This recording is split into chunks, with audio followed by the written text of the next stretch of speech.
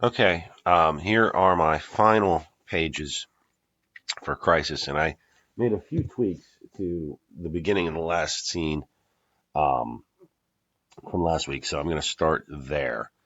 Um, and let's get started.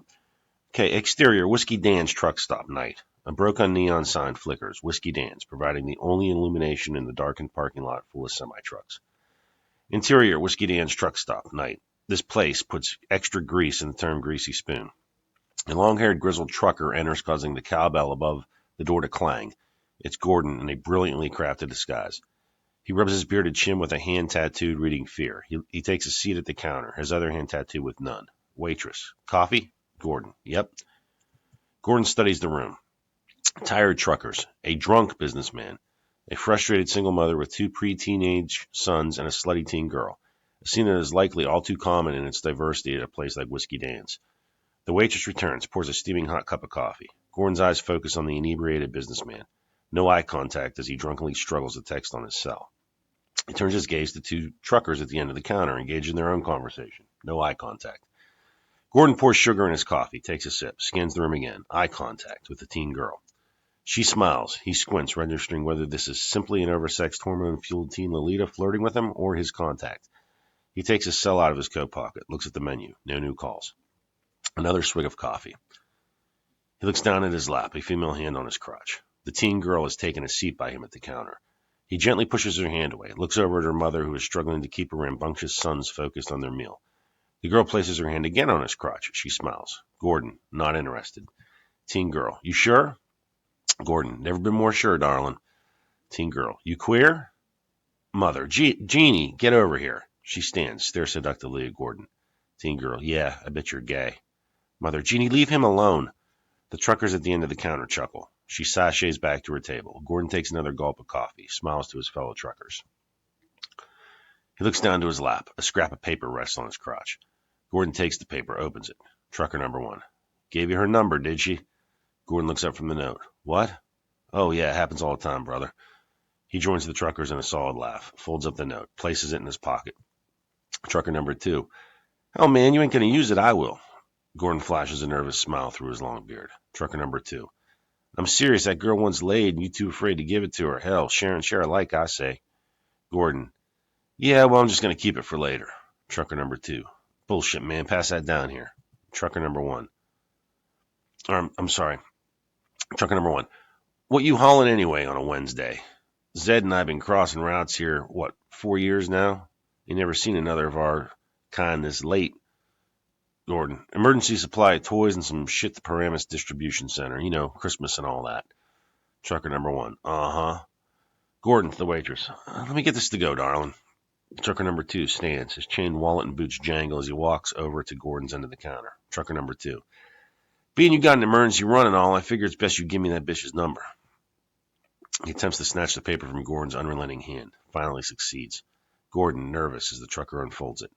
Trucker number two. This ain't a phone number. Looking more like coordinates. What the fuck, man? Drunk businessman, slurring. Guys, can you show me how to download Tinder? The businessman stumbles directly into the trucker, who immediately shoves him against the counter. Drunk businessman. What's my password? Annoyed, trucker one throws a serious ass beating on this meddling drunk. Gilbert takes the slip of paper from the counter, heads out the door without his coffee. Exterior, Whiskey Dan's truck stop, night. Gordon bursts through the door of the diner, visually scans the parking lot. He ignores his Pahala electrical supply pickup sitting in the corner, his eyes instead attracted to a large blue semi. Interior, blue semi-truck, night. He climbs into the cab, keys already in the ignition. He turns the engine as the semi roars to life. Gordon, I have no fucking idea how to drive one of these. Hello? The CB radio crackles. Male voice. I heard you were really good at this, asshole. Gordon grabs the microphone. You heard wrong then. When the hell would I have learned to drive a rig like this? Male voice. I meant acting. Troy's getting his teeth knocked out in there because you couldn't gaslight a couple dumb truckers. Just put the fucking truck in reverse. It's been set up to drive like an automatic. Gordon. That drunk was an asset? Male voice. Better one than you, apparently. You know where you're going? Gordon lurches the truck out onto the quiet road. Looks at the scrap of paper. Yeah, Wharton rest stop. Male voice. Get to it. It's almost daylight. And don't fuck up your lines. They have to be word for word, the right inflection, and frustrated. Gordon turns off the CB. Interstate night. The large blue semi drives through the mountains of eastern Pennsylvania. A sign welcoming drivers to the Garden State, New Jersey. Exterior, rest area, night. The sun creeps through the darkness as Gordon, still in disguise, exits the rest area building, pulling up a zipper. He places one heel on a lamppost, leans back, lights a cigarette. He scans the silent rows of big rigs, RVs, and compact cars.